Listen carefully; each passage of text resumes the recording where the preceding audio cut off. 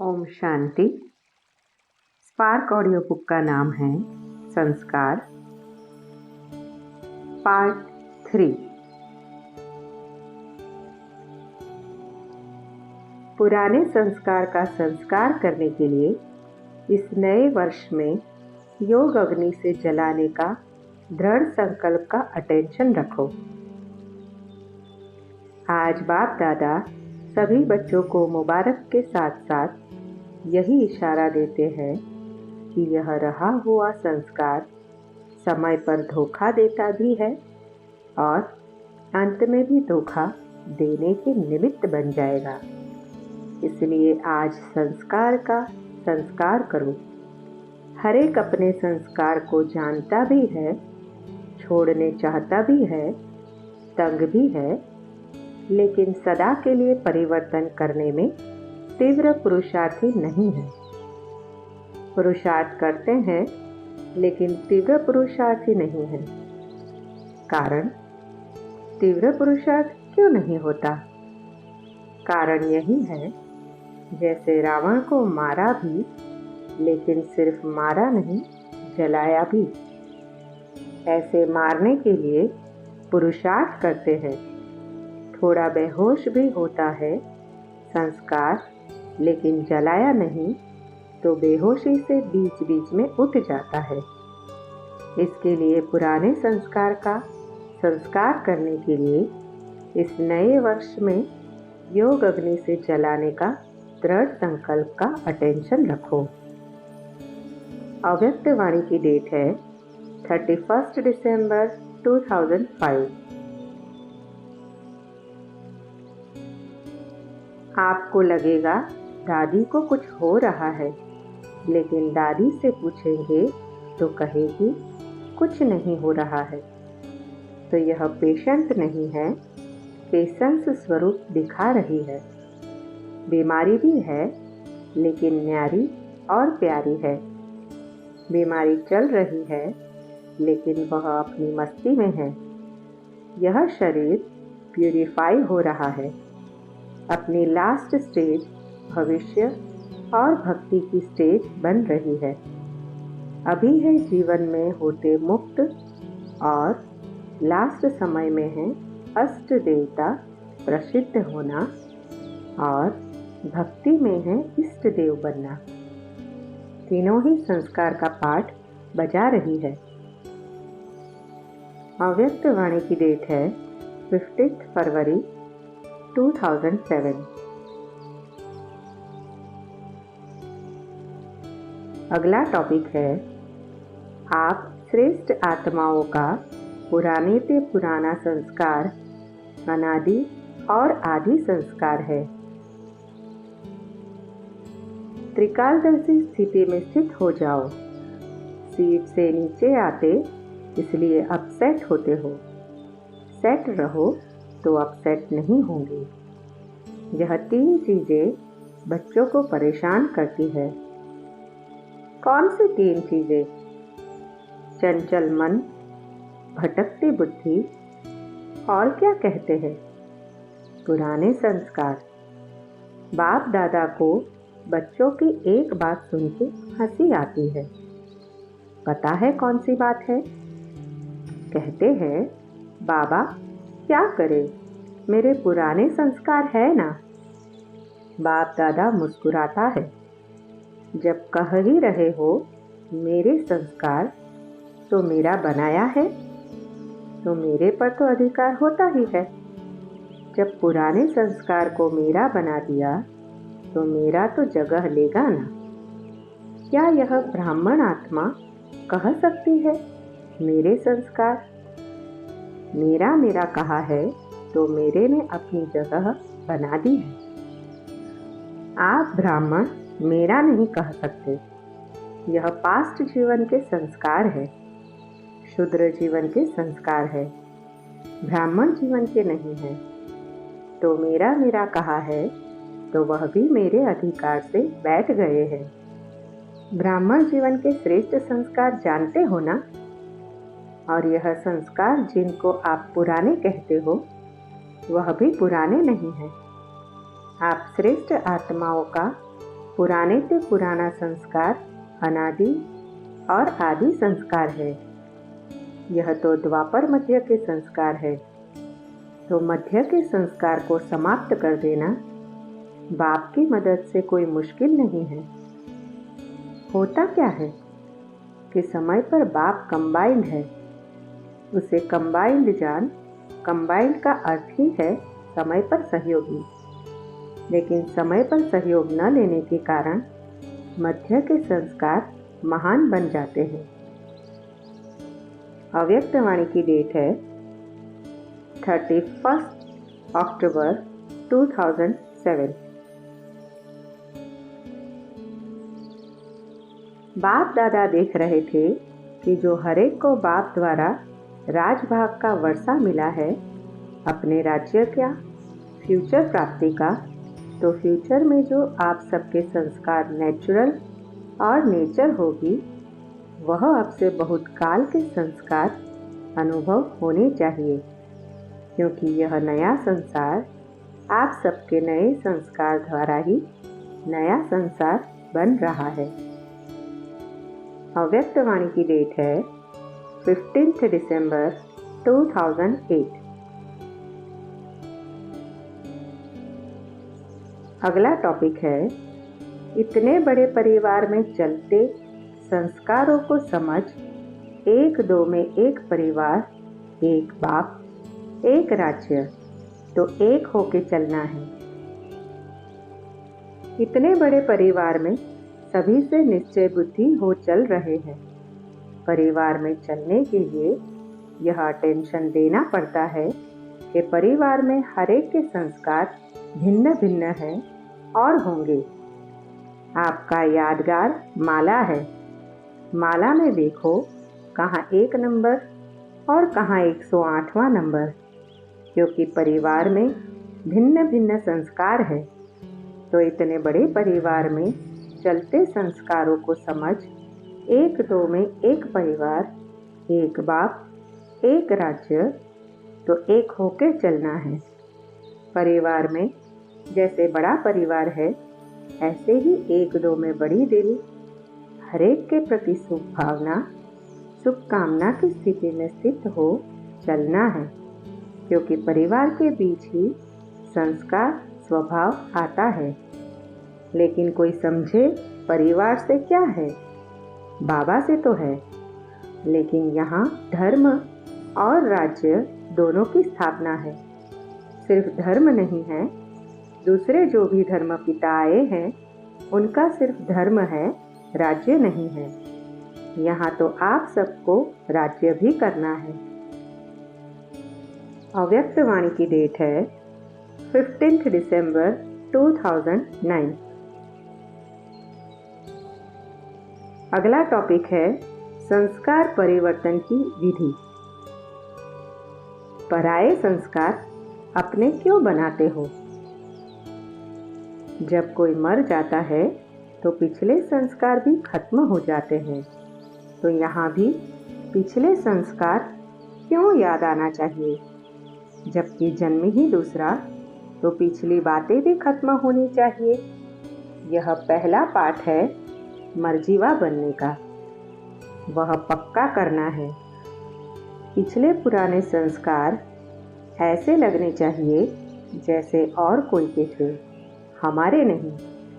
पहले शूद्रों के थे, अभी ब्राह्मणों के हैं। तो पुराने शूद्रों के संस्कार नहीं होने चाहिए। पराये संस्कार अपने क्यों बनाते हो? जो पराई चीज को अपना बनाते हैं उनको क्या कहेंगे? चोर।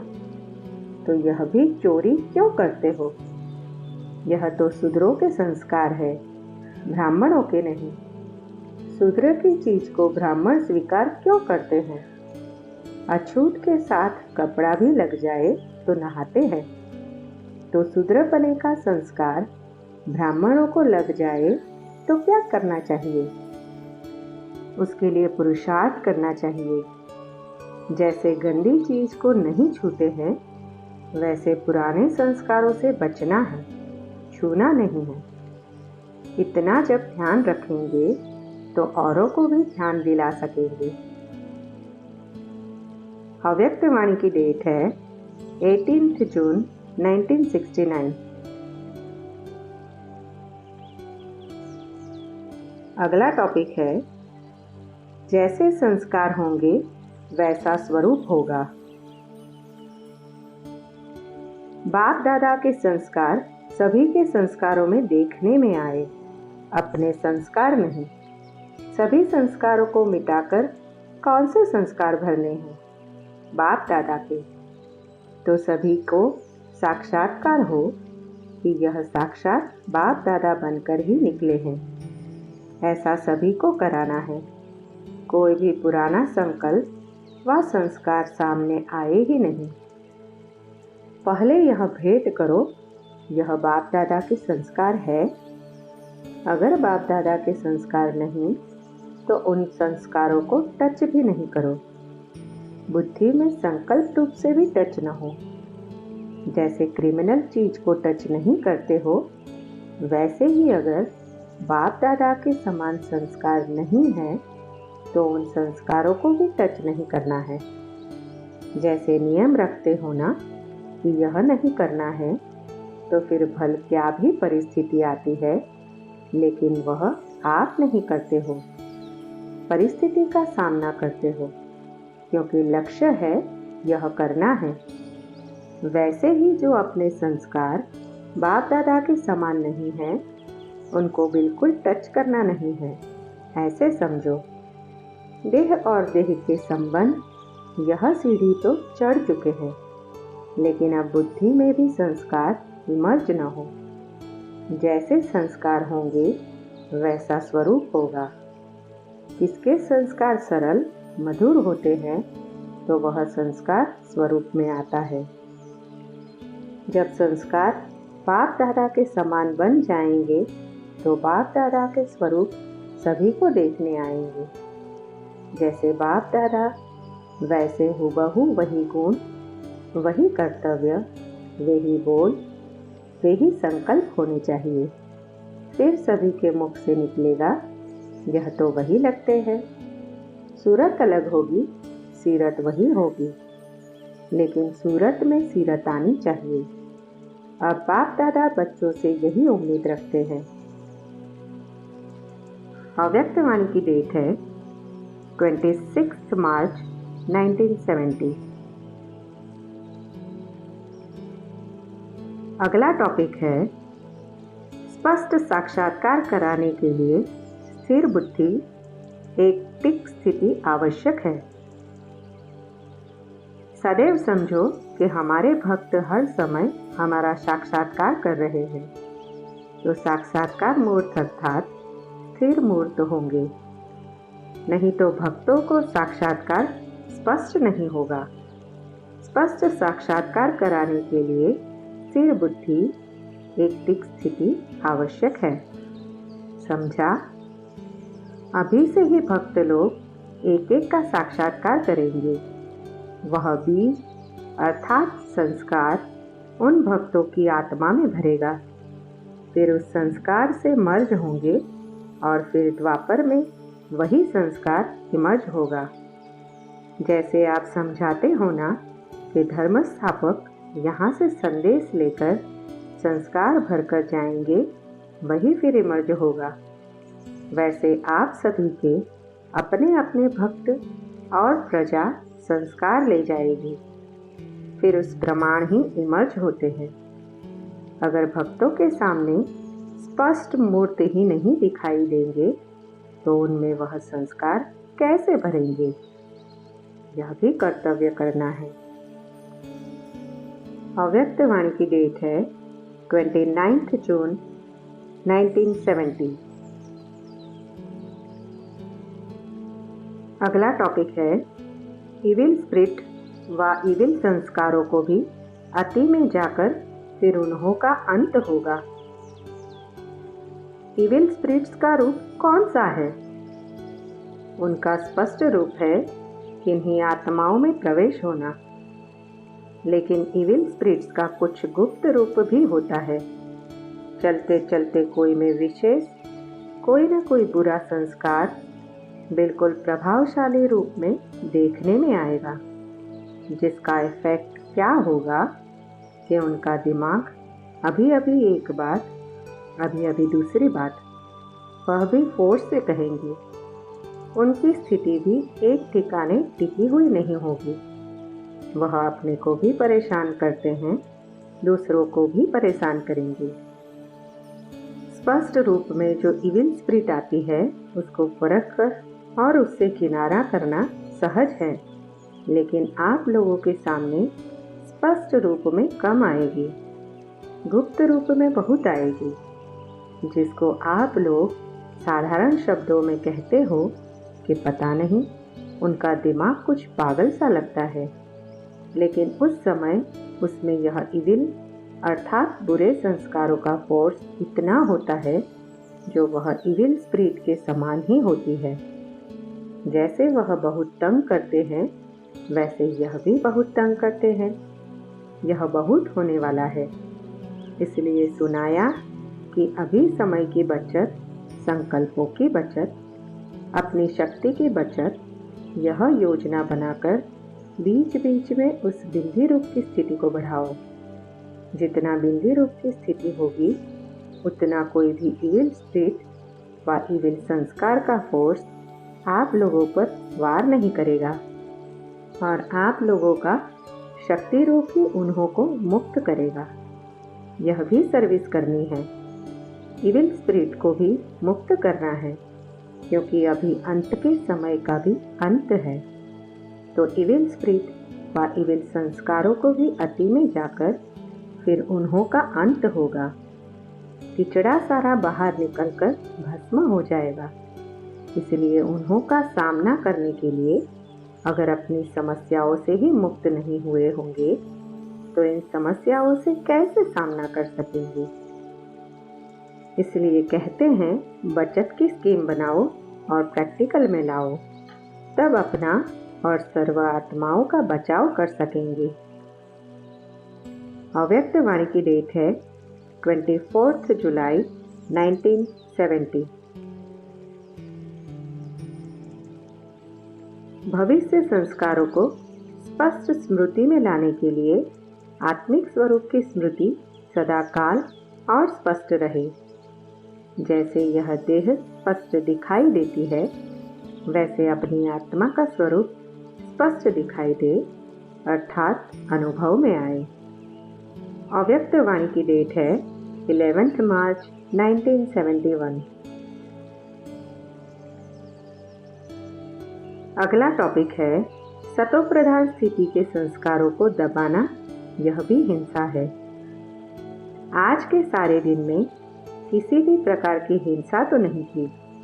अगर कोई शब्द द्वारा किसकी स्थिति को डगमग कर देते हैं तो यह वही हिंसा हुई। जैसे तीर द्वारा किसको घायल करना हिंसा हुई ना, इस प्रकार अगर कोई शब्द द्वारा कोई की ईश्वरीय स्थिति को डगमग अर्थात घायल कर दिया तो यह हिंसा हुई ना। असली सतो प्रधान संस्कार व जो अपने ओरिजिनल ईश्वरीय संस्कार आत्मा के हैं उनको दबाकर दूसरे संस्कारों को प्रैक्टिकल में लाते हैं। तो मानो जैसे कि किसका गला दबाया जाता है तो वह हिंसा मानी जाती है, तो अपने ओरिजिनल अथवा सतो प्रधान स्थिति के संस्कारों को दबाना यह भी हिंसा है। अव्यक्त वाणी की डेट है 18 अप्रैल 1971। अगला टॉपिक है नॉलेजफुल नहीं है तो नए संस्कारों की रचना नहीं करा सकती। आप लोगों द्वारा अभी 3 कर्तव्य होते हैं। कई आत्माओं के अंदर दैवीय संस्कारों की रचना व स्थापना कराते हो, तो यह स्थापना का कार्य भी करते हो। और कई आत्माओं के संस्कार ऐसे हैं जो कुछ निर्बल है, अपने संस्कारों का परिवर्तन नहीं कर सकते व अपने संस्कारों को सेवा में नहीं लगा सकते। उन्हों को मदद दे आगे बढ़ाना, यह है पालना। पालना में छोटे से बड़ा करना होता है। और फिर कई आत्माएं जो अपनी शक्ति से पुराने संस्कारों को मिटा नहीं सकती, उन्हों के भी मददगार बन उनके विकर्मों को नाश करने में मददगार बनते हो। तीनों कर्तव्य चल रहे हैं। इन 3 कर्तव्यों के लिए 3 मूर्त कौन सी है? जिस समय कोई आत्मा में नए दैवी संस्कारों की रचना कराते हो, उस समय बनती हो ज्ञान मूर्त, और जिस समय पालना कराती हो तो उस समय रहम और स्नेह दोनों मूर्ति की आवश्यकता है। अगर रहम नहीं आता है तो स्नेह भी नहीं। तो पालना के समय एक रहम दिल और स्नेह मूर्त, और जिस समय कोई के पुराने संस्कारों का नाश कराती हो, उस समय शक्ति स्वरूप, और दूसरा रोग के बजाय रुहाग में। जब तक रुहाग में नहीं ठहरते, तब तक उनके विकर्मों का विनाश नहीं करा सकते। जैसे अज्ञान काल में कोई की बुराई छोड़ाने के लिए रोब रखा जाता है, यहाँ रोब तो नहीं, लेकिन रुहाब में ठहराना पड़ता है। अगर रुहाब में न ठहरो तो उनके पुराने संस्कारों का नाश नहीं करा सकेगी। शक्ति रूप में विशेष इस रुहाब की धारणा करती हो। इन गुणों द्वारा यह 3 कर्तव्य करती हो। कोई में अगर रुहाब की कमी है तो पालना कर सकती हो, लेकिन उनके संस्कारों को नाश नहीं कर सकती। सिर्फ तरस और स्नेह है, विनाश कराने का कर्तव्य नहीं। स्नेह रहम नहीं तो पालना का कर्तव्य नहीं। रुहाब ज़्यादा है लेकिन रहम कम है तो पालना में इतना मददगार नहीं, लेकिन कोई के विकर्मों का नाश कराने में मददगार है। और फिर नॉलेजफुल नहीं है तो नए संस्कारों की रचना नहीं करा सकती। अव्यक्त वाणी की डेट है 8 जून 1971। अगला टॉपिक है, रोज अपना हिसाब चुकतू कर, नया दिन नई स्मृति रहे। सोने से पहले ऐसी स्थिति बनाकर फिर सोना चाहिए जैसे अंत में आत्माएं जो संस्कार ले जाती है वही मर्ज होते हैं, फिर वही संस्कार इमर्ज होंगे। इसी रीति से यह भी दिन को जब समाप्त करते हो तो संस्कार न्यारे और प्यारेपन के हो गए ना। इसी संस्कार से सो जाने से फिर दूसरे दिन भी इन संस्कारों की मदद मिलती है।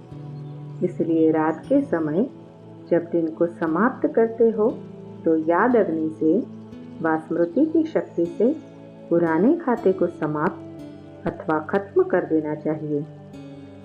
हिसाब चुकतू कर देना चाहिए। जैसे बिजनेसमैन भी अगर हिसाब किताब चुकतू न रखते तो खाता बढ़ जाता और कर्जदार हो जाते हैं। कर्ज को मर्ज कहते हैं। इसी रीति से अगर सारे दिन के किए हुए कर्मों का खाता और संकल्पों का खाता भी कुछ हुआ, उसको चुकतू कर दो। दूसरे दिन के लिए कुछ कर्ज की रीति न रखो, नहीं तो वही मर्ज के रूप में बुद्धि को कमजोर कर देता है। रोज अपना हिसाब चुकतू कर, नया दिन नई स्मृति रहे। अव्यक्त वाणी की डेट है 18 जुलाई 1971। अगला टॉपिक है, हम कल्याणकारी बाप की संतान हैं। सदैव यह बातें याद रहे कि हम कल्याणकारी बाप की संतान हैं। जो भी देखते हैं, सुनते हैं, उनमें अकल्याण का रूप होते हुए भी अपनी कल्याण की बात को निकालना है। भले रूप अकल्याण का, हार व ग्लानि का हो, क्योंकि स्थिति को डगमग करने के कारण यह तीनों ही होते हैं। तो रूप भल यही दिखाई दे, लेकिन उस अकल्याण के रूप को कल्याणकारी के रूप में ट्रांसफर करने की शक्ति व ग्लानि को भी उन्नति का रूप समझ धारण करने की शक्ति व हार से भी आगे के लिए 1000 गुना विजयी बनने की हिम्मत, उल्लास और युक्ति निकालने की शक्ति अगर अपने पास है तो कभी भी सूरत और सीरत में उनका असर नहीं पड़ेगा। तो रहस्य क्या हुआ? कोई भी बात को व समस्या को ट्रांसफर कर ट्रांसपेरेंट पारदर्शी बनना है अथवा अपकारी पर भी उपकारी बनना है। जैसे संस्कारों की समानता के कारण कोई सखी बन जाती है, ऐसे निंदा करने वाले को भी उस स्नेह और सहयोग की दृष्टि से देखना है। संस्कारों के समानता वाली सखी और ग्लानि करने वाली दोनों के लिए अंदर स्नेह और सहयोग में अंतर न हो, इसको कहा जाता है अपकारी पर भी उपकार की दृष्टि अथवा विश्व कल्याणकारी बनना। ऐसी स्थिति अब बन जाती है तो समझो संपूर्णता के समीप है। ऐसे नहीं, जिनके संस्कार मिलेंगे उनको साथी बनाएंगे, दूसरों से किनारा कर लेंगे। भल कड़े संस्कार वाले हो, उनको भी अपने शुभचिंतक स्थिति के आधार से ट्रांसफर कर समीप लाओ। जब कोई होपलेस केस को ठीक करते हैं तभी तो नाम वाला होता है ना। ठीक को ठीक करना व ठीक से ठीक होकर चलना, यह कोई बड़ी बात नहीं है। बड़ी बात है अपनी श्रेष्ठ स्मृति और वृत्ति से ऐसे को भी बदलकर दिखाना। देखो, होम्योपैथिक दवाई की इतनी छोटी छोटी गोलियां कितने बड़े रोग को खत्म कर सकती है। तो क्या मास्टर सर्वशक्तिमान अपने वृत्ति और दृष्टि से किसके भी कड़े संस्कार के रोग को खत्म नहीं कर सकते? अगर कोई के संस्कारों को पलटा नहीं सकते व खत्म नहीं कर सकते हैं तो समझो मुझ मास्टर रचयिता से तो रचना की शक्ति ज़्यादा काम कर रही है।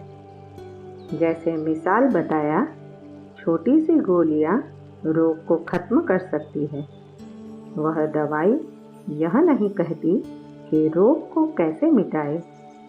तो क्या आपकी रचना में शक्ति है और आप मास्टर रचयिता में नहीं? अव्यक्त वाणी की डेट है 29 अगस्त 1971। अगला टॉपिक है कभी माया के दास व दासी न बनना। सतयुग में प्रकृति को दासी बनाते हो तो उदासी नहीं आती है। उदासी का कारण है प्रकृति का माया का दास बनना। अगर उनके दास बने ही नहीं तो उदासी आ सकती है। तो कभी माया के दास व दासी न बनना। यहाँ जास्ती माया व प्रकृति का दास बनेंगे तो उनको वहाँ भी दास दासी बनना पड़ेगा, क्योंकि संस्कार ही दास दासी का हो गया। यहाँ दास भी रहा, उदास भी रहा और वहाँ भी दास बनना फायदा है क्या? इसलिए चेक करना है, उदासी आई तो ज़रूर कहाँ माया का दास बना हूँ। बिगाड़ दासी बने उदास नहीं हो सकते। तो पहले चाहिए परख, फिर परिवर्तन की शक्ति भी चाहिए। तो कभी असफलता मूर्त न बनना। वह बनेंगे आपके पिछली प्रजा और भक्त। अगर विश्व का राज्य चलाने वाले भी असफल रहे तो सफलता मूर्त बाकी कौन बनेंगे? दिन प्रतिदिन अपने में परिवर्तन लाना है। कोई के भी स्वभाव संस्कार देखते हुए, जानते हुए उस तरफ बुद्धि योग न जाए और ही उस आत्मा के प्रति शुभ भावना हो। एक तरफ से सुना, दूसरे तरफ से निकाल दिया, उसको बुद्धि में स्थान नहीं देना है। तभी एक तरफ बुद्धि स्थित हो सकती है। कमजोर आत्मा के कमजोरी को न देखो। यह स्मृति में रहे कि वैरायटी आत्माएं हैं। आत्मिक दृष्टि रहे। आत्मा के रूप में उनको स्मृति में लाने से पावर दे सकेंगे। आत्मा बोल रही है, आत्मा के यह संस्कार है, यह पाठ पक्का करना है। आत्मा शब्द स्मृति में आने से ही रूहानियत, शुभ भावना आ जाती है, पवित्र दृष्टि हो जाती है। चाहे भल कोई गाली भी दे रहा है लेकिन यह स्मृति रहे कि यह आत्मा तमोगुणी पाठ बजा रही है। अपने आप का स्वयं टीचर बन ऐसी प्रैक्टिस करनी है। यह पाठ पक्का करने के लिए दूसरों से मदद नहीं मिल सकती, अपने पुरुषार्थ की ही मदद है। अव्यक्त वाणी की डेट है 12 मार्च 1972। अगला टॉपिक है, यह सोचो आदि में आत्मा के संस्कार और गुण कौन से थे? मध्य को नहीं सोचो। वास्तविक जो आत्मा के स्वरूप का गुण है वह तो बाप के समान है ना। वह भी क्यों नहीं जल्दी स्मृति में आना चाहिए। ऐसे ऐसे अपने से बातें करो, समझा? ऐसे ऐसे अपने से बातें करते करते अर्थात रूह रूहान करते करते रूहानियत में स्थित हो जाएंगे। यह अभी नहीं सोचो कि द्वापर के यह पुराने संस्कार है इसलिए यह हो गया। यह नहीं सोचो। इसके बजाय यह सोचो कि मुझ आत्मा के आदि संस्कार और अनादि संस्कार कौन से हैं।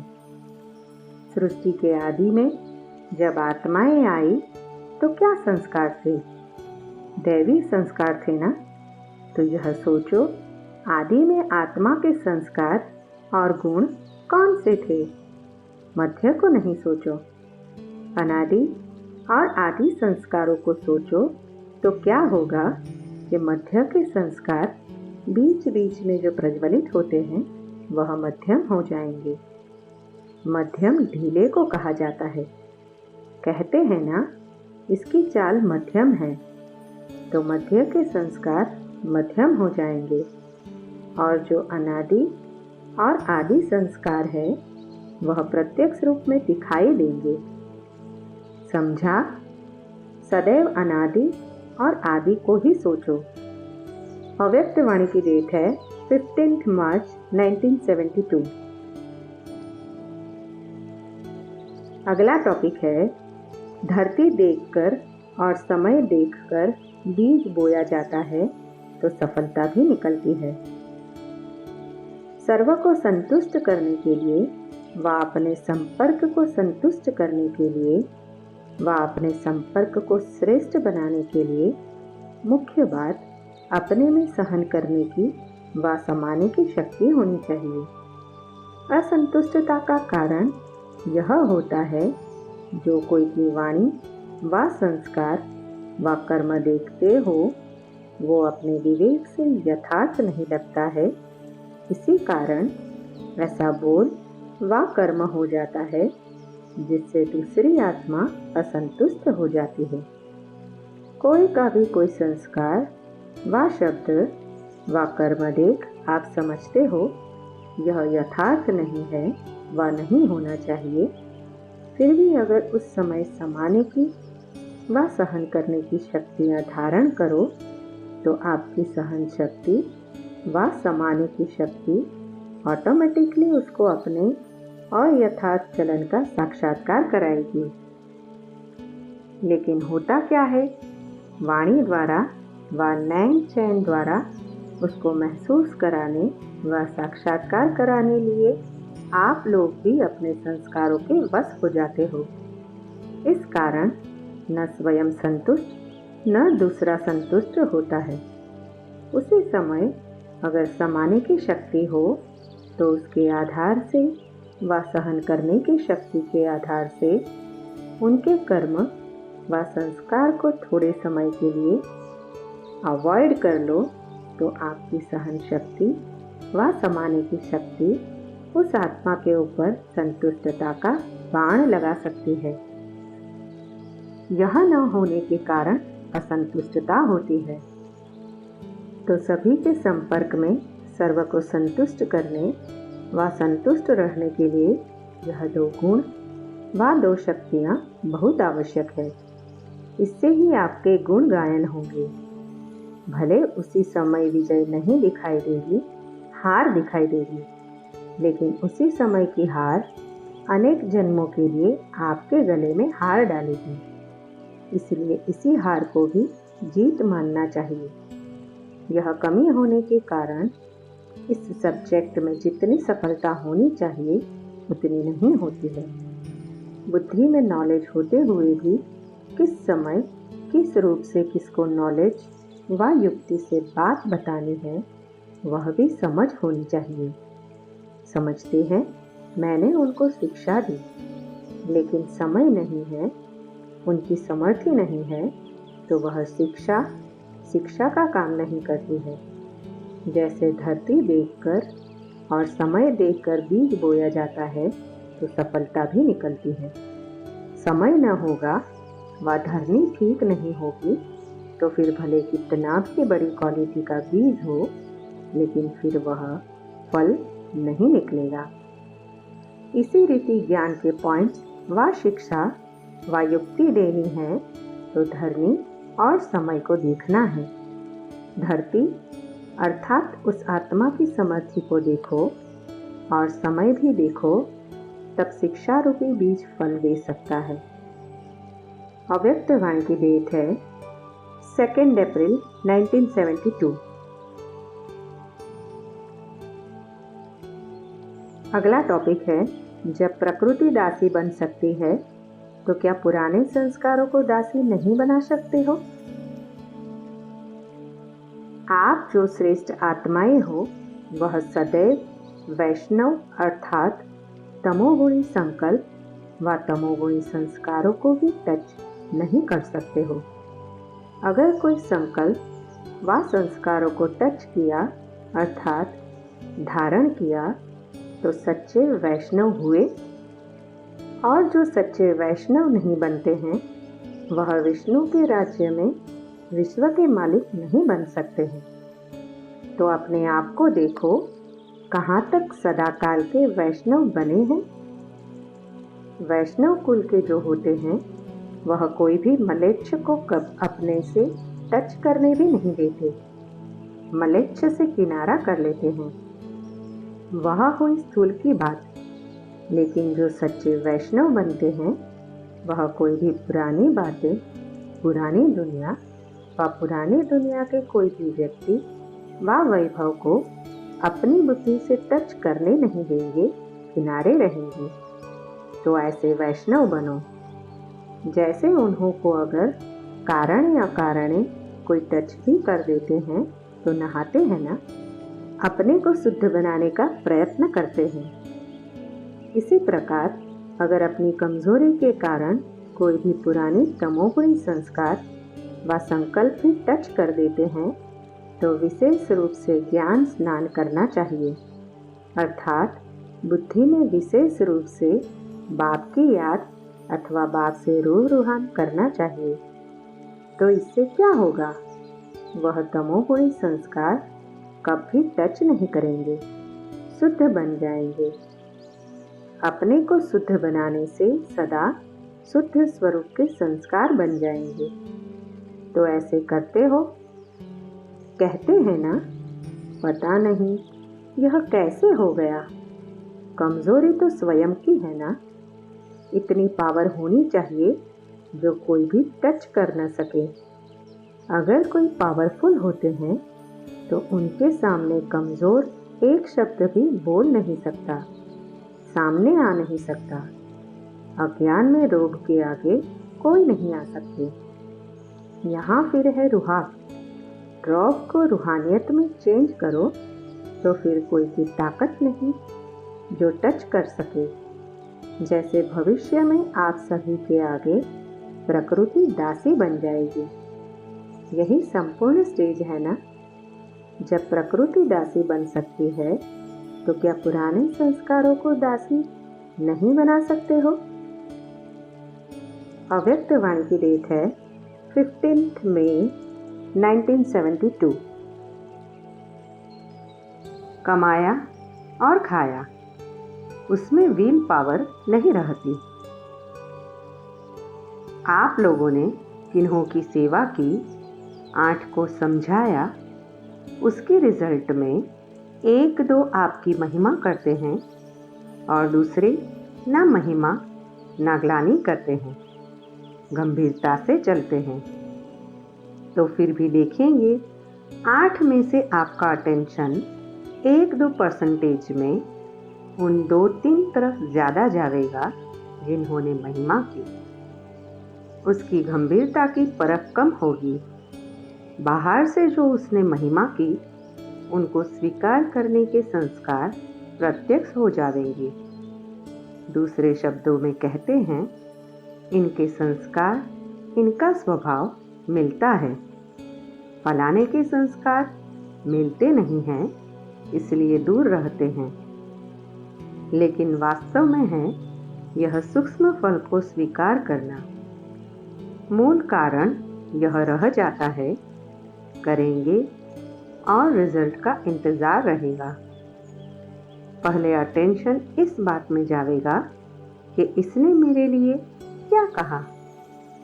मैंने भाषण किया, सभी ने क्या कहा, उसमें अटेंशन जाएगा। अपने को आगे बढ़ाने की एम से रिजल्ट लेना, अपनी सर्विस के रिजल्ट को जानना, अपनी उन्नति के लिए जानना, वह अलग बात है। लेकिन अच्छे और बुरे की कामना रखना, वह अलग बात है। अभी अभी किया और अभी अभी लिया तो जमा कुछ नहीं होता है। कमाया और खाया, उसमें व्हील पावर नहीं रहती। वह अंदर से सदैव कमज़ोर रहेंगी, शक्तिशाली नहीं होंगे, क्योंकि खाली खाली है ना। अव्यक्त वाणी की डेट है 19 जुलाई 1972।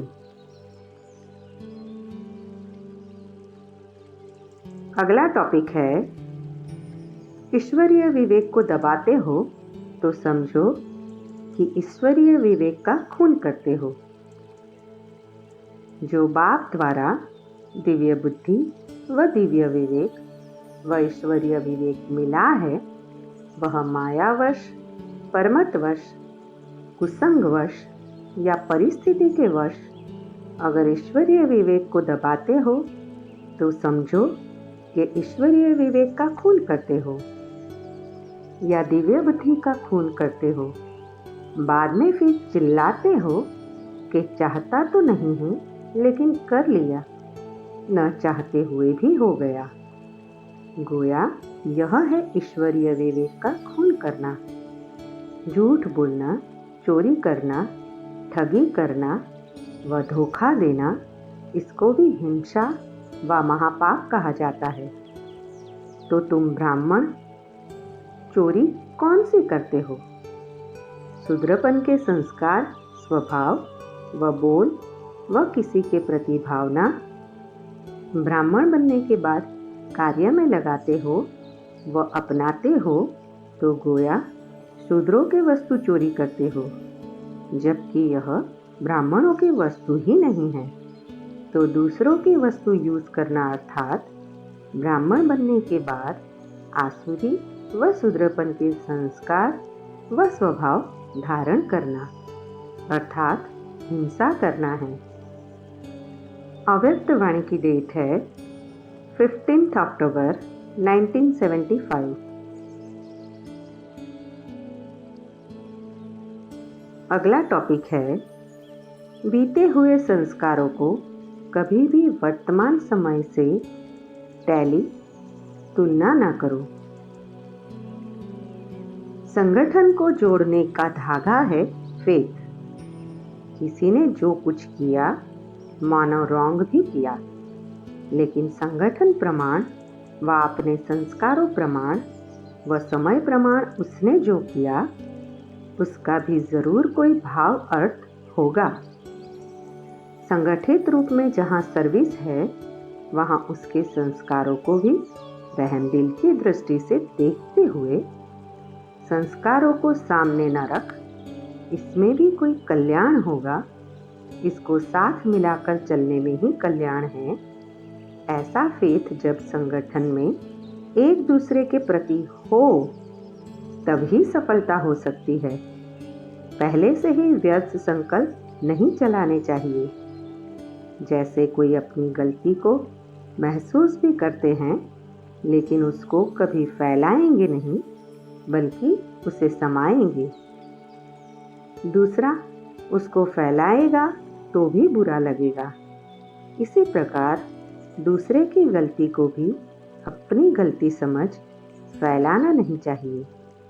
व्यर्थ संकल्प नहीं चलाने चाहिए, बल्कि उन्हें भी समा देना चाहिए। इतना एक दो में फेथ हो, स्नेह की शक्ति से ठीक कर देना चाहिए। जैसे लौकिक रीति भी घर की बात बाहर नहीं करते हैं, नहीं तो इससे घर को ही नुकसान होता है। तो संगठन में साथी ने जो कुछ किया उसमें जरूर रहस्य होगा। यदि उसने रॉन्ग भी किया हो तो भी उसको परिवर्तन कर देना चाहिए। यह दोनों प्रकार के फेथ रखकर एक दूसरे के संपर्क में चलने से संगठन की सफलता हो सकती है। इसमें समाने की शक्ति ज्यादा चाहिए। व्यर्थ संकल्पों को समाना है। बीते हुए संस्कारों को कभी भी वर्तमान समय से टैली तुलना न करो, अर्थात पास्ट को प्रेजेंट ना करो। जब पास्ट को प्रेजेंट में मिलाते हैं, इससे ही संकल्पों की क्यू लंबी हो जाती है, और जब तक यह व्यर्थ संकल्पों की क्यू है तब तक संगठित रूप में एकरस स्थिति हो नहीं सकती। अव्यक्त वाणी की डेट है 9 दिसंबर 1975।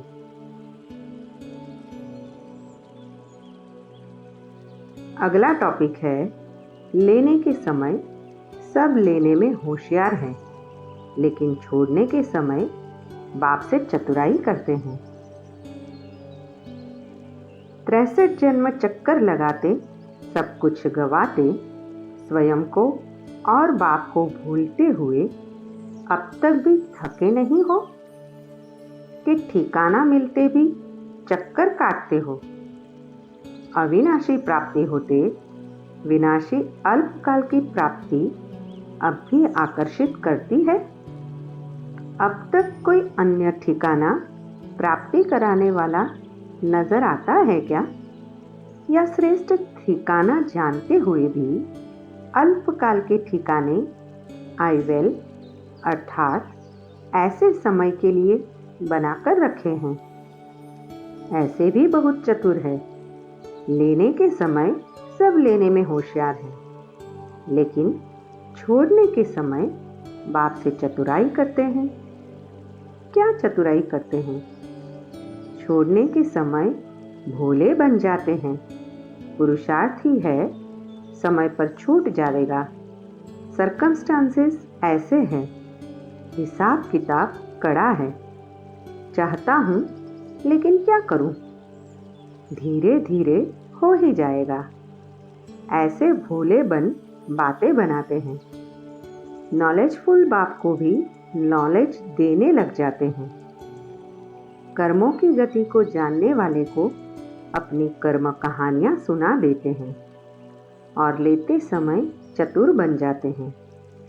चतुराई में क्या बोलते हैं? आप तो रहमदिल हो, वरदाता हो। मैं भी अधिकारी हूँ, बच्चा बना हूँ, तो पूरा अधिकार मुझे मिलना चाहिए। लेने में पूरा लेना है और छोड़ने में कुछ न कुछ छुपाना है, अर्थात कुछ न कुछ अपने पुराने संस्कार, स्वभाव व संबंध वह भी साथ साथ रखते रहना है। तो चतुर हो गए ना? लेंगे पूरा, लेकिन देंगे यथाशक्ति। ऐसे चतुराई करने वाले कौन से प्रारब्ध को पाएंगे? ऐसे चतुर बच्चों के साथ ड्रामा अनुसार कौन सी चतुराई होती है? अव्यक्त वाणी की डेट है 1 फरवरी 1976। बीती हुई कमजोरियों पर फुल स्टॉप लगाओ, तब संपन्न रूप का साक्षात्कार होगा। सब पुराने संस्कार और स्वभाव दृढ़ संकल्प रूपी आहुति से समाप्त करो। दूसरों की कमजोरी की नकल मत करो। अवगुण धारण करने वाली बुद्धि का नाश करो। दिव्य गुण धारण करने वाली सतोप्रधान बुद्धि धारण करो। अव्यक्त वाणी की डेट है 6 फरवरी 1977।